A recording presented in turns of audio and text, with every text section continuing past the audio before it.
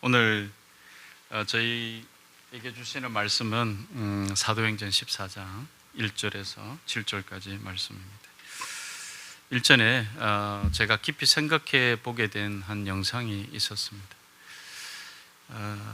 한쪽 귀퉁이에 아무도 쳐다보지 않는 한 재료가 있었는데, 제가 그 영상에서 그 재료를 볼 때도 사람들이 버렸구나 이렇게 생각하는 재료였습니다.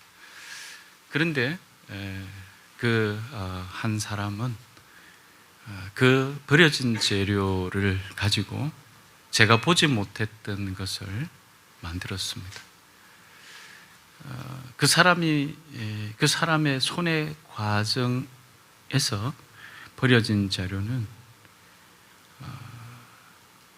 많은 사람들이 볼 때도 훌륭하게 보이는 그런 작품이 되었습니다.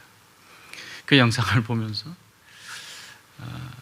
마치 버려진 인생이라고 사람들이 여길지 모르지만, 창조주께서 버린 인생은 아무도 없다.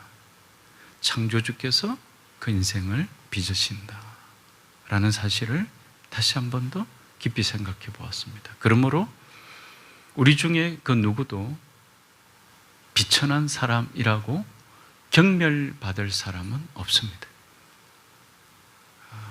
이웃을 내 몸과 같이 사랑하라 하신 주님께서 창조주로서 우리를 빚으시기 때문에 누구도 귀한 사람이라 라고 말할 수 있어야 한다 라고 확신하게 되는 것 같습니다. 이 예배를 통해서 창조주께서 저와 여러분을 그렇게 귀하게 여기고 계심을 의심하지 마십시오. 인생을 귀하게 여기십시오. 성경에는 하나님이 기뻐하셨을 교회와 또 믿음의 사람들에 대하여 곳곳에, 특별히 신약을 통하여 조금 더 우리가 가깝게 볼 수 있습니다. 오늘은 성경에 기록된 여러 말씀 중에 신약의 사도행전 11장부터 등장하는 안디옥 교회와 안디옥 교회를 중심으로 교회를 섬기며 말씀을 전했던 바울과 바나바의 행적을 중심으로 하나님이 기뻐하시는 교회와 성도는 어떻게 살아가야 하는가라는 질문에 답을 찾아가므로 주님께서 주시는 은혜를 함께 나누며 누리기를 원합니다. 잘 알다시피 우선 안디옥 교회를 간단하게 살펴보면, 안디옥 교회는 최초로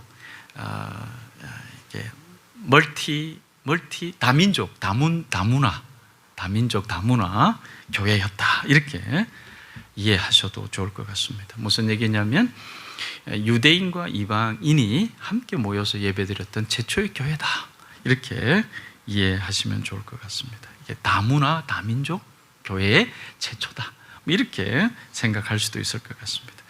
사도행전 11장 19절로부터 보면 안디옥 교회가 어떻게 세워지게 되었는지 말씀이 기록하고 있습니다.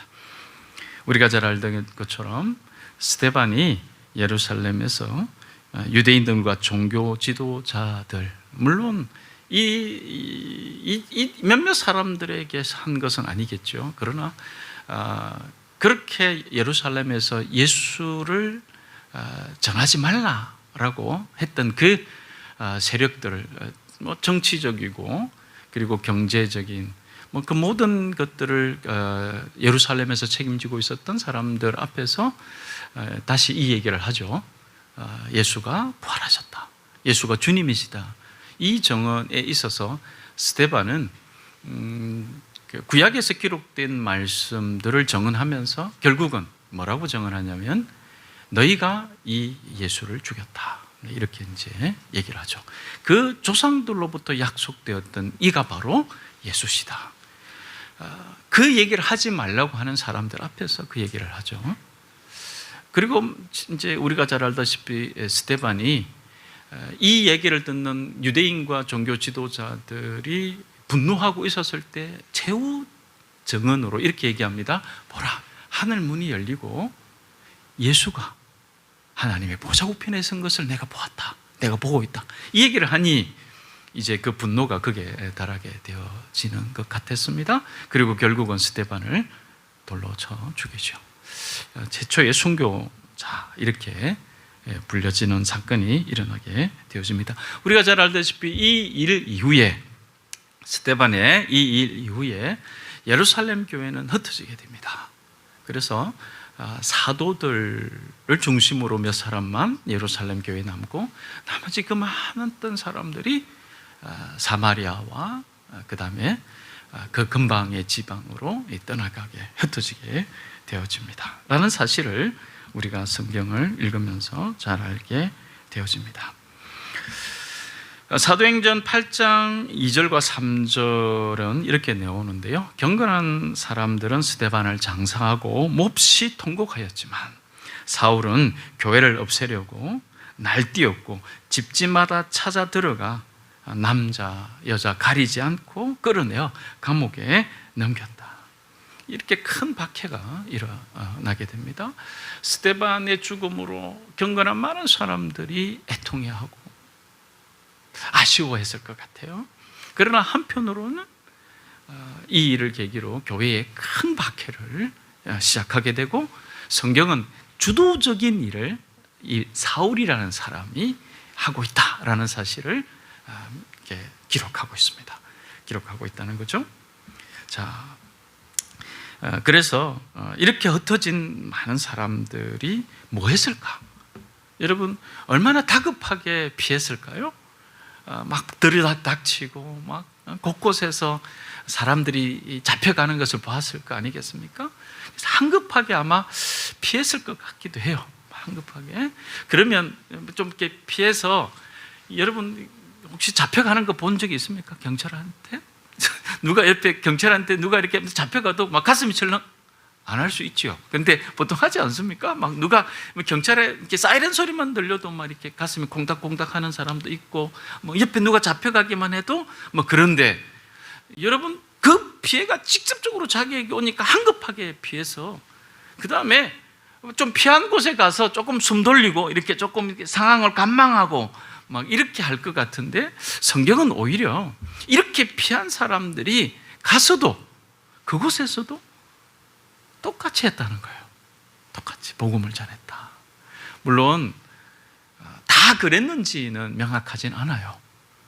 그러나 박해를 피해서 도망친 사람들이 좀 숨 돌릴 법도 한데 그렇지 않고 계속 복음을 전했다는 거예요. 위험을 알았을 거예요. 그런데도 그 일을 계속하고 있다라고 성경은 얘기하고 있죠. 이 계속되어지는 이 복음 전거 사건 가운데 오늘 안디옥 교회가 세워지는 거예요. 안디옥 교회가 세워지게 되는 거죠. 그래서 아마 이제 우리가 잘 알다시피 디아스포라 유대인인지 또 유대교에 입교한 사람인지, 어쨌든 이런 사람들이 이제 다시 자기 고향을 중심으로 아마 간 것 같아요. 그래서 이제 우리가 성경에 나와 있는 것처럼 몇몇 사람이 안디옥, 예루살렘에서 그 위쪽으로 시리아 안디옥이라는 그 위쪽에 안디옥에 이르러서 아주 특이한 이제 기록을 하는, 그곳에 살던, 지금까지는 복음이 유대인을 중심으로 유대인에게 이렇게 되는데, 이제 여기에 안디옥에 도달했던 사람들이 그리스 사람, 전에 개역 성경은 헬라인들이라 이렇게 얘기했는데, 이 그리스 사람들에게 복음을 전하게 되죠. 그리고 난 다음에 무명의 사람들이거든요. 여러분, 이 이름도 밝히지 않는 이 전도자들을 통하여 많은 사람들이 주께로 돌아오게 되었다, 이렇게 기록하고 있습니다.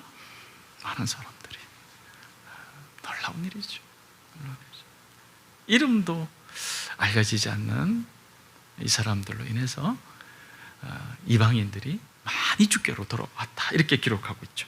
자, 이 소식을 들은 예루살렘 교회는 바나바라는 성령과 믿음이 충만한 사람을 이 안디옥으로 보내게 되고, 바나바는 사도행전 8장에서 우리가 잘 알다시피 교회를 없애려고 집집마다 찾아다니며 혈안이 되었던 사울이 회심하게 되는 과정이 이 중간에 있어요.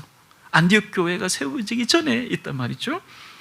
그래서 이 사울이 회심한 이후에 자기 고향 다소로 가서 지금 이 안디옥 교회가 세워지고 사울이라는 사람이 회심하고 자기 고향 다소로 간 이 과정이 한 7, 8년 정도 지났어요. 그리고 난 다음에 이제 이 바나바가 다시 다소로 가서 이 후에 사도 바울로 불려지는 이 인물을 데리고 안디옥으로 오죠. 그 이후에 우리가 잘 알다시피, 여러분 잘 알고 계시는데 내가 다시 한 번 더 처음 듣는 얘기처럼 이렇게 하시면 안 됩니다. 이게 어쨌든 잘 알고 있는 내용이지 않습니까? 막 이렇게 막 그려지지 안 그려집니까? 어쨌든 뭐 그려지겠죠. 하여튼 바나바와 사울은 그래서 함께, 물론 지금과 같은 건물 교회 형태는 아니겠지만, 제 생각은 그래요.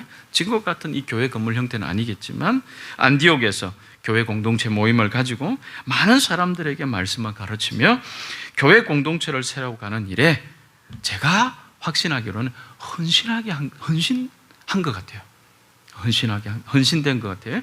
자, 이런 사역의 결과라고 믿어지게 되는 일이 바로 처음으로 이 지역에서 주님을 믿는 사람들, 예수를 믿는 사람들을 그리스도인, 크리스티아노이라고 부르는, 그리스도인이라고 불러지게 되는 일이 일어나게 된 것 아닐까, 이렇게 생각해요. 아노이라는 이 말이 이제 처음으로 이제 그 안디옥에 있는 믿지 않는 사람들에 의해서 안디옥 교회를 다니는 사람들에게 불려지게 되는 일이 일어난 건데, 이게 바울과 바나바의 사역의 헌신의 결과 아니겠는가, 이렇게 추정해 보는 거죠. 자, 이런 배경을 가진 안디옥 교회, 안디옥 지역에서 바울과 바나바의 사역으로 주변 사람들이 그리스도인이라 부를 정도로 주님을 신실하게 믿고 살아가는 공동체의 모습을 보면서 저는 우리 믿음의 공동체의 모습과 성도의 모습을 돌아보고 싶습니다. 많은 교회들이 있었지만 저는 안디옥 교회가 이 다문화라고 했지 않습니까? 우리도 다문화 같아 말이에요. 똑같은 다 한국 사람이지만 다 성장 배경도 다르고 다 달라요. 다문화 같단 말이죠. 이런 우리 교회 공동체, 작은 교회 공동체이지만 이 안디옥 교회의 모습을 통해서 우리가 다시 한 번 더 하나님께서 그들을 제가 볼 때 기뻐하셨으리라, 이렇게 믿어지게 된 성경의 증거들을 함께 살펴보면서 우리 교회 공동체 및 성도들의 모습 또한, 교우들의 모습 또한 하나님이 기뻐하시는 교회와 또 성도로 세워져가는 은혜가 있기를 소원하는 마음으로 이 안디옥 교회를 다시 살펴보고자 하는 거죠. 먼저 우리가 지금까지 살펴본 성경 말씀을 통해 안디옥 교회가 바울과 바나바의 헌신적 사역을 통해서 교회 공동체가 든든하게 세워지게 되었음을 짐작할 수 있습니다. 그것은 사도행전 11장 26절을 보면서 좀 더 확신할 수 있습니다. 두 사람은 1년 동안 줄곧 거기에 머물면서 교회에서 모임을 가지고 많은 사람을 가르쳤다라는 기록을 통해서 가능한 추정이지요. 그러나 제가 이 안디옥 교회에서 주목하는 모습은 안디옥 교회가 이렇게 다민족의 교회로서 후일에 선교의 핵심적인 역할을 하면서 바울과 바나바 두 사람을 중심으로 서 있었던 교회라기보다는 오히려 하나님께서 각자에게 주신 은사를 따라 모든 안디옥 교회 교인들이 하나의 믿음의 공동체로 서 있었다라는 것에 주목하고 싶다는 거죠. 바울과 바나바라는 위대한 하나님의 사람이 목회하고 있었던 교회라기보다는 안디옥 교회에 있는 모든 교우들이 믿음이 자라고 주신 은혜를 따라 각자의 자리에서 견고하게 믿음을 세워가고 있는 교회, 여기에 포커스를 두고 싶다, 그런 얘기죠. 왜 그렇게 생각을 했는가? 여러분, 근거가 되는 말씀으로서 저는 사도행전 13장 2절과 3절을 보아야 한다고 생각합니다. 사도행전 13장 2절과 3절을 보니 그들이 주님께 예배하며 금식하고 있을 때에 성령이 그들에게 말씀하셨다. 그들은 금식하고 기도한 뒤에, 여기서 그들은 사도 바울이나 바나바 또는 안디옥 교회에 있었던 예언자들과 교사 몇 명을 말하고 있는 것이 아니라 안디옥 교회에서 복음을 듣고 주를 믿기로 한 사람들, 즉 예수님의 제자로 살아가기로 하고 실제로 그렇게 살았던 모든 교우들을 가르친다라고 저는 확신합니다. 여기서 말하는 그들이란 그들이 가르치는 그런 내용은 뭘까? 그들은 누구일까라고 얘기했었을 때 안디옥 교회는 5명의 교사와 예언자들이 나옵니다. 바울과 바나바를 포함해서. 그래서 그렇게 지도적인 신앙생활을 끌어갔던 사람들이 있었지만 여기서 말하는 그들은 이 5명이나 교회의 지도적인 위치에 있었던 그 대표적인 사람들을 가리키는 단어라고 보지 않는다는 거죠. 여기서 말하는 그들은 오히려 안디옥 교회 모두를 가리키는 말이다, 이렇게 보통 해석하는 것이 옳아요. 다시 말씀드리지만 안디옥에서 예수님을 믿고 살았던 사람들은 주변 사람들에게 그리스도인이라고 불렸고요, 그들이 그렇게 불릴 수 있었던 이유는 주님을 믿기 이전과 믿은 이후의 모습이 달라졌기 때문일 겁니다. 바로 이 주님을 믿는 모든 안디옥 교회 교우들을 통하여 라는 의미로의 그들을 다시 한번 여러분에게 말씀을 드리는 거죠. 자, 그래서 저는 사도행전 13장 2절과 3절을 온 안디옥 교회 교우들이라고 이해하면서 이렇게 다시 한 번 더 풀어서 얘기를 할 수 있을 것 같아요.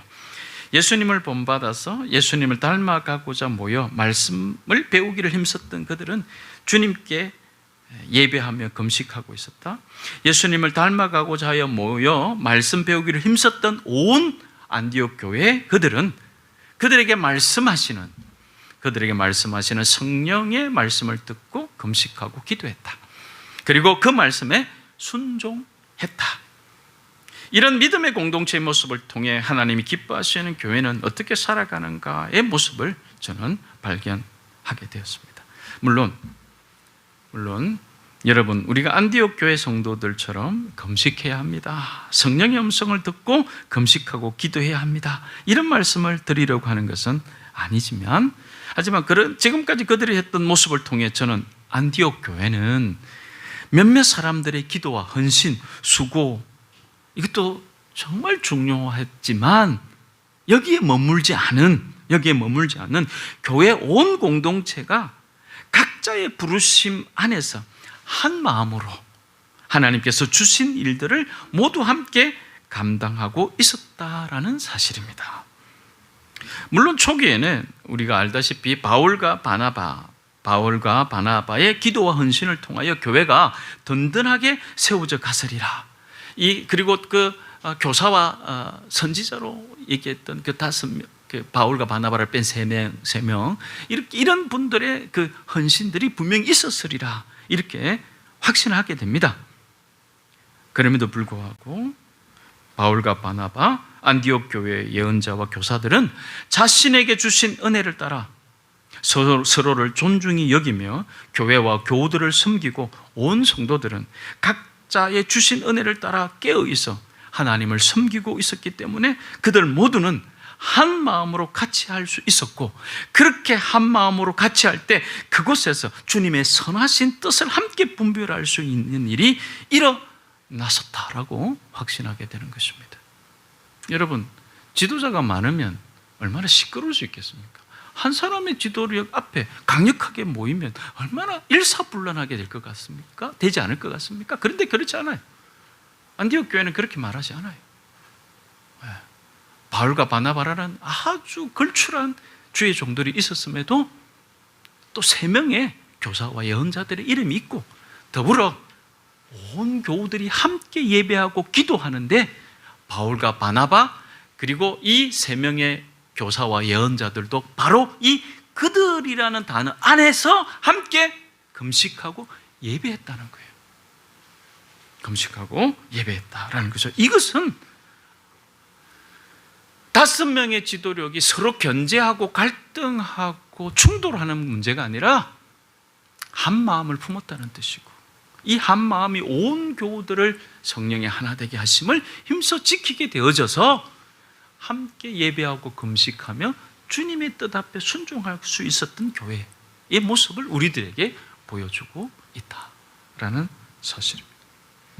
사랑하는 교우 여러분, 교회는 몇몇 사람만이 깨어 있어서 헌신하며 지키는 곳이 되어서는 결코 바람직하지 않는 것 같습니다. 몇몇 사람이 지키기는 너무 힘드니까 돌아가면서 불침번을 써야 되는 것도 아니죠. 각자 주신 은혜, 여러분에게는 하나님께서 어떤 은혜를 주셨습니까? 어떤 은혜를 주셨는가? 각자 주신 은혜를 따라 섬기되, 그러나 다 같이 한 마음으로 성령께서 주시는 하나됨으로 예배하고 기도하며 깨어 있어야 하는 것이 교회입니다. 그래서 우리 공동체에 주신 선하신 뜻을 몇몇 사람들이 분별해서 그 뜻을 온 교우들이 함께 가도록 몰아가는 그런 형태가 아니라, 선하신 뜻을 제가 분별하고, 예를 들어 죄송합니다, 제가 분별하고 기도하는 것 같이 똑같이 여러분들도 함께 분별해서 함께 예배하고 주님의 뜻입니다 라는데 마음을 같이 할 수 있는 그런 교회여야 한다라는 사실입니다. 그리고 그렇게 우리의 마음에 주시고, 그리고 기록된 성경의 말씀을 따라 하나님의 뜻을 다 같이 순종하는 교회여야 한다라는 사실입니다. 여러분이 자랄 때까지 함께 하는 이 한 마음은 기다릴 수 있어야 하니, 너무 더디게 자라는 일에 여러분 있어서는 안 되겠어요. 여러분이 더딘 이 성장을 여러분이 자꾸 이렇게 가지게 되어지면 그만큼 기다리는 시간이 늘어날 수밖에 없는 거죠. 그래서 주님이 은혜 주실 때에 자라는 자리로 나오셔야 합니다. 그 자리를 어쩌면 굳게 붙들고 지켜야 한다. 저는 그렇게 확신하게 되는 것입니다. 무엇인가를 자기의 취향대로 선택하는 소비자의 마음으로 교회 공동체를 바라보거나 참여하지 마시고, 예수 그리스도를 믿는 한 믿음으로 마음을 합하여 하나 되기를 힘쓰는 우리가 되기를 바랍니다. 자, 그 다음으로 하나님이 기뻐하시는 성도의 모습에 대하여 살펴보고자 합니다. 자, 다시 성경으로 들어가서 바울과 바나바의 전도 사역을 좀 살펴보도록 하겠습니다. 사도행전 13장 4절 말씀입니다. 바나바와 바울은 성령이 가라고 보내심으로 실루기아로 내려가서 거기에서 배를 타고 키프로스로 건너갔다. 이제 지명이 요즘의 지명이 아니다 보니 낯선 지명이 이제 탁탁 등장하다 보니까 말씀에 약간의 흥미를 잃을 수가 있는데요. 이런 지명은 여러분 어떻게 아셔야 됩니까? 역사적 사실이라는 사실을 우리들이 보여주고 있어요. 이런 지명, 여러분 성경에서 이 낯선 지명들을 계속 쓰는 이유 중에 하나라고 저는 여겨지는 것이 어떤 거냐면, 이 사실은, 이것은 역사적으로 있었던 일이었다, 실제하였다, 이 사실을 놓치지 말아야 된다, 이렇게 생각하는 거예요. 여러분, 그래서 좀 이렇게 낯선 말이 나오더라도 주님이 실제로 일하셨구나, 주님이 하셨구나, 그러므로 오늘도 일하실 주님이시다, 이렇게 연결될 것이라고 보는 거죠. 자, 바나바와 바울은 자신이 수고하고 헌신하였던 안디옥 교회를 떠나 다른 지역으로 복음을 전하기 위해서 떠나게 됩니다. 여기서 한 가지, 성령의 가라고 하심을 따라 움직이는 것에 대해서 부디 오해하지 말라고 다시 한 번 더 당부를 드립니다. 저는 이 얘기를 자주 했습니다. 성령이 가라고 하심을 따라, 이게 무슨 얘기일까요? 성령이 가라고 하심을 따라. 성령님은 결코 우리의 상식적인 판단을 무시한 채로 일하시지 않는다, 저는 그렇게 생각합니다. 우리의 상식적 판단이 인간 중심적이거나 자신의 욕심에 근거하지 않고 하나님의 영광을 위한 것으로 나타나도록 역사하시는 좋으신 하나님이시다, 저는 이렇게 믿습니다. 그래서 때론 성령님은 우리의 상식과 우리의 합리적인 판단을 뛰어넘어 요구하시고 역사하실 수도 있지만, 성령님은 우리에게 선한 양심과 올바른 판단, 이성적인, 합리적인 생각, 이러한 부분들을 개의치 않으시고 무시하시고 이렇게 일하시지 않으신다, 이렇게 생각합니다. 그러나 때로는 합리적인 판단과 상식을 뛰어넘도록 요구하실 때는 있으시다라는 사실을 기억하시면서요. 자, 그래서 바울과 바나바는 아까 말씀드린 대로 키프로스라고 하는 곳에서 전도 활동을 하다가 비시디아 안디옥이라고 하는, 그러니까 설교 서두에서 말씀드렸던 안디옥하고는 다른 안디옥이죠. 비시디아 안디옥이라고 하는 곳에 이르러서 다시 전도 활동을 이어갑니다. 이곳에서도 복음을 전하자 이 말을 들은 이방 사람들이 역시 주님의 말씀을 듣고 찬양하며 믿는 사람들의 수가 늘어나게 됩니다. 그래, 주님의 말씀이 온 지방에 퍼져 나가게 되었다라고 13장 49절에서 기록하고 있습니다. 그러나 유대 사람들이 바울과 바나바를 박해했습니다. 그래서 다시 그들은 이고니온이라는 곳으로 가게 됩니다. 발음이 약간 세더라도 나도 처음 낯선 지명이다 보니 이고니온이라는 곳으로. 그래서 오늘 함께 읽은 본문 14장의 말씀처럼 이고니온에서 바울과 바나바는 복음 전하기를 계속하게 되고, 또 그곳에서도 역시 많은 사람들이 믿게 되는 일이 일어나죠. 자, 그곳에서 그들은 오랫동안 머물면서 담대히 복음을 전하고 표징과 놀라운 일을 행하게 하셨다, 그들을 통하여 말씀하고 있죠. 그런데 문제가 발생하는데, 마음을 돌이키지 않은 유대 사람들이 이방 사람들을 선동해서 사람들이 나쁜 감정을 품게 하고, 이방 사람들과 유대 사람들이 관원들과 합세해서 바울과 바나바를 모욕하고 돌로 쳐 죽이려고 하는 일이 벌어지게 됩니다. 한쪽에서는 사람들을 설득해서 주님께로 돌아오게 하는데, 한쪽에서는 사람들을 선동해서 설득해서 복음을 대적하게 하는 이 양극의 일을 같은 시대, 같은 자리에서 보게 되어지는 것이지요. 우리가 그렇게 보게 됩니다. 여러분, 사람들을 선동하려고 해도 무진한 노력이 필요했을 겁니다. 바울과 바나바의 약점을 깨뚫고 사람들이 합리적으로 바울과 바나바를 반대할 수 있는 근거들을 찾아서, 이게 좀 쉬웠겠습니까? 그 힘으로 복음을 대적하는 데 쏟았다라는 이 일을 여러분, 우리가 기억해야 합니다. 바울과 바나바는 그들이 가지고 있는 온 힘을 다하여 사람들을 설득하고 주님께로 돌이키는 데 힘을 쏟았던 반면, 어떤 사람들은 그 힘으로 바울을, 바나바를 복음을 대적하는 일에 쏟았다라는 사실을 우리가 대조적으로 기록하고 있는 내용들을 통하여 귀한 교훈, 깊은 주님의 깨달음, 이것을 가지게 되시는 은혜가 있게 되시기를 바랍니다. 자, 이 일로 바울과 바나바는 다른 곳으로 피하게 되고, 그렇게 피한 곳에서도 복음을 전하였다는 것이 오늘 14장의 말입니다. 자, 그러면 사도행전 13장 후반부에서 14장 7절까지 말씀에서 등장하는 바울과 바나바의 활동을 좀 정리해 보면, 저는 이 행적을 통해서 하나님이 기뻐하시는 성도는 어떻게 살아가는가에 대한 질문의 답을 같이 찾아보고자 하는 거죠.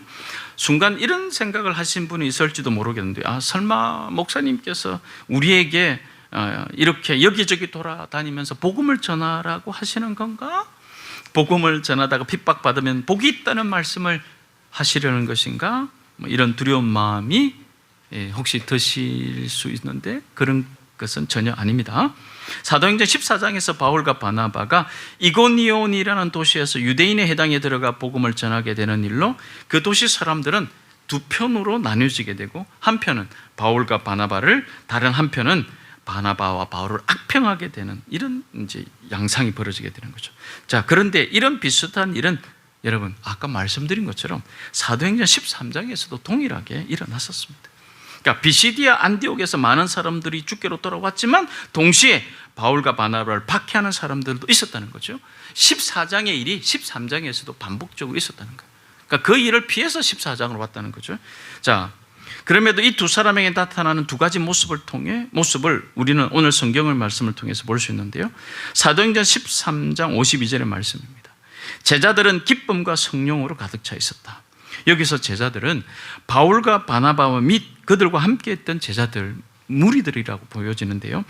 바울과 바나바를 포함한 전도자들, 이들이 박해를 피해 다른 곳으로 가는 길이었다는 거죠. 그런데도 그들에게는 무엇으로 가득 차 있었느냐? 기쁨과 성령으로. 기쁨과 성령으로. 여기서 잘 돼서 환송받고 가는 게 아니라 여기서 박해가 너무 심해서 말이에요. 도망가는 길이었는데, 피해가는 길인데 그 길이 어떻게 기쁨과 성령 충만할 수 있는 길이었을까? 라는 것을 우리가 다시 한 번 더 봐야 한다는 거죠. 또 하나의 모습은 사도행전 14장 1절과 1절에서 7절인데요. 1절에서는 바울과 바나바는 이고니온에서도 이전과 마찬가지로 유대 사람의 해당에 들어가서 말하였다. 7절입니다. 그들은 거기에서도 줄곧 복음을 전하였다. 자, 바울과 바나바의 특징적인 모습, 행적의 모습은 박해를 받고 피해가는 상황에서도 그들은 기쁨과 성령으로 가득 차 있었다는 것과 또 하나 중요한 것, 이전과 마찬가지로 줄곧 자신에게 주어진 일을 해나갔다라는 이 두 가지 사실입니다. 바울과 바나바와 전도자들의 행적을 통하여 오늘 하나님이 기뻐하시는 성도의 모습에서 두 가지 사실, 기쁨과 성령이 충만한 이 사실과 그 다음에 이전과 마찬가지로 줄곧 자신에게 주어진 일을 했다라는 이 두 가지를 여러분들에게 말씀을 드리고 싶습니다. 바울과 바나바는 자신들에게 핍박을 가하는 박해를 피하기도 하는 합리적인 결정을 하는 사람들이었음과 동시에 박해를 알면서도 그 일을 계속 NIV 성경에 따르면 continue라고 했던 사람들, 이 continue를 했던 사람들이었습니다. 이전과 마찬가지로 새롭게 도착한 곳에서 그들은 복음을 전하였습니다. 이것은 어디서나 어떤 상황에서도 믿는 사람들의 모습이 어떠해야 하는지에 대해서 우리에게 도전을 하고 있습니다. 이전과 마찬가지로 그들은 비록 비시디아 안디옥이라는 곳에서 쫓겨왔지만, 도망쳐 왔지만 지금 그들이 있는 곳에서도 동일한 모습으로 복음을 전한다라는 것이죠. 그들이 이전에 있던 곳에서 쫓겨났을 정도였다면 잠시 숨을 고를 법도 한데, 무엇이 그리도 그들을 또 복음을 전하는 그 일을 그곳에서도 여전히 동일하게 하게 했었을까요? 여러분, 기쁨과 성령으로 충만했기 때문입니다. 자신들이 알고 있는 기쁜 소식이 전해져야 한다는 것, 자신들이 그 기쁜 소식의 증인으로 살아가고 있다는 그 기쁨, 그 성령의 충만한 은혜, 그들로 하여금 이전과 마찬가지로 줄곧 복음을 전하게 한다라는 이 사실이 나타나게 된 것이죠. 여러분, 여쭤보고 싶은데요, 기쁨을 가졌던 때가 언제였습니까? 여러분의 삶에 기쁨이 있었을 때가 언제였습니까? 언제, 가장 최근에 가장 기뻤던 때가 언제였습니까? 있었겠죠? 주여, 없었습니까? 저희 집은 아마 은지가 오늘 생일이니까 아마 기쁠 거예요. 아마 한 달 전부터 노래를 불렀으니 제가 은지한테 네 생일은 365일이나? 이렇게 물어보았어요. 생일 때도 기쁘죠. 생일 때도 막 기쁩니다. 그런데 우리가 누리던 기쁨은 그 시간이 지나면 이 기쁨이 좀 이렇게 사그러들잖아요. 늘 기쁠 수는 없잖아요. 늘 기쁠 수는 없잖아요. 나는 이게 어떻게 가능할까? 이 말이에요. 기쁨과 성령 충만함으로 어떻게 여기서 쫓겨나서 저쪽으로 도망갔는데 여기서 좀 숨 좀 고르고 상황을 관망하고 뭐 이러면 좋은데 그러지 않고 여기서 했던 거를 똑같이 하게 했다는 말이에요. 왜 이런 삶을 살까? 이렇게 된 게 여러분, 기쁨, 그들 속에 있는 기쁨, 그 기쁨, 그 다음에 주님께서 그들을 붙들고 계시는 그 충만함, 이것이었다라는 사실이에요. 여러분 어떻습니까? 저희가 기도할 때 주님, 제 인생의 기쁨이 잘 느껴지지 않아요.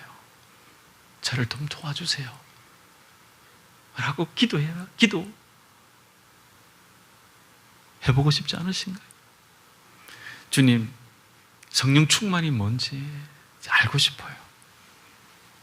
저에게 성령 충만한 은혜를 주세요.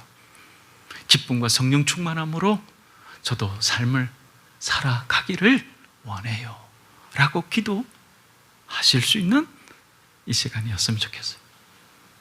기쁨과 성령 충만하면 내가 하고 싶은 것, 내가 즐겁게 생각했던 것들을 못하기 때문에 기쁨과 성령 충만을 기도하지 못하는 이런 일은 여러분 일어나지 않아야 하겠습니다. 저와 여러분은 지금 어떤 공동체, 어떤 성도로 살아가고 있는지요? 주님을 믿는 믿음으로 성령의 하나 되게 하심으로 함께 예배하고 함께 기도하고 함께 순종하며 나아가고 있다라고 고백할 수 있게 되시기를 바랍니다. 기쁨과 성령 충만함으로 이전과 마찬가지로 어떤 상황 가운데에서도 주님의 정인으로 살아가기를 소원합니다. 이렇게 꿈꾸며 함께 기도하는 저와 여러분들이 다 되시기를 축원합니다. 기도하겠습니다. 여러분